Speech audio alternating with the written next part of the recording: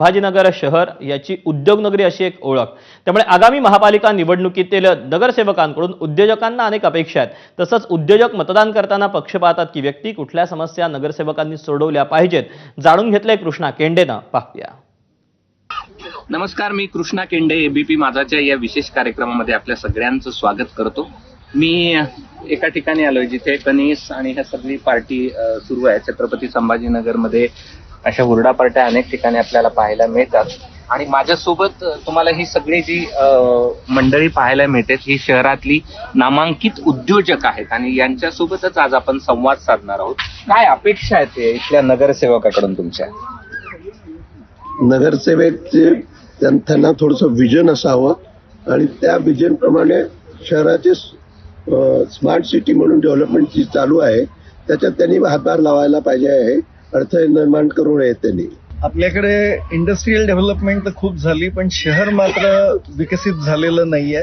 त्याच्या civic amenities आहेत त्या देखील तेवढ्याच फ्युचरिस्टिक ईव्ही इतक्या व्हाव्यात आणि तशी व्हिजन नगरसेवकांची असावी आणि त्यांनी आपला विचार न करता शहराचा थोडा जास्त करावा. बरं, मी ईव्ही हब असं उल्लेख केला होता. मला आठवतोय तुम्ही सगळ्यांनी मिळून जशा मर्सिडीज खरेदी केल्या होत्या तसा एक विक्रम देखील केला होता ईव्ही कारचा. त्यावेळी तुम्हाला असं वाटलं होतं की हे हब होईल असं?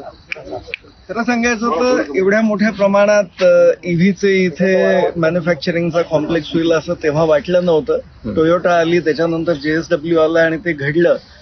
दुसरी एक अपेक्षा अशी आहे की हे एक ऐतिहासिक शहर आहे. बरोबर. आपली ती ओळख कुठेतरी या डेव्हलपमेंटमध्ये पुसली गेली नाही पाहिजे. त्याबद्दलही विचार व्हायला पाहिजे. शहराचा विकास आणि शहरामधल्या ज्या त्रुटी आहेत त्या आता वेस्ट मॅनेजमेंट वगैरे जे आहेत त्या अतिशय घाण पद्धतीने कचरा शहर म्हणून हे ओळखलं जातं. या शहराचा विकास व्हावा, या शहराचं डेव्हलपमेंट व्हावं. इंडस्ट्रियल डेव्हलपमेंट बरोबर शहराचं मध्ये सर्व सुविधा असाव्यात अशी माझी अपेक्षा आहे. टॉप लिडरशिप जोपर्यंत जर कचरा हा विषय जर तुम्ही कचऱ्यासारखा समजलात तर मग तुम्ही त्याच्यात वेळ देणार नाही. टॉप लिडरशिप जोपर्यंत त्याच्यात वेळ घालत नाही तोपर्यंत नगरसेवक एकटा काही करू शकत नाही. याचा अर्थ अर्थात नगरसेवकांनी त्याचं काम करतच राहायला पाहिजे.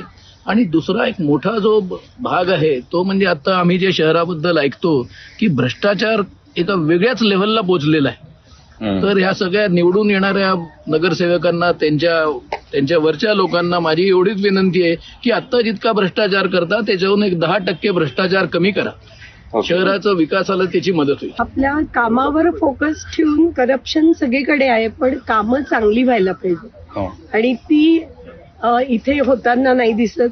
रस्त्यांचे खड्डे, कचरा, पाणी, साधं म्हणजे मला असं वाटतं की मूलभूत सुविधा नसताना सिटी स्मार्ट करण्यात काय पॉइंट आहे. माझं असं म्हणणं की फर्स्ट ऑफ ऑल ही सिटी करा. It is sometimes not as good as even a village. तर सिटीचं तरी स्वरूप द्या, मग पुढे स्मार्ट करण्याचा प्रश्न येईल. ओके. बायकांची सुरक्षा आहे, पाणी आहे, रस्ते आहे.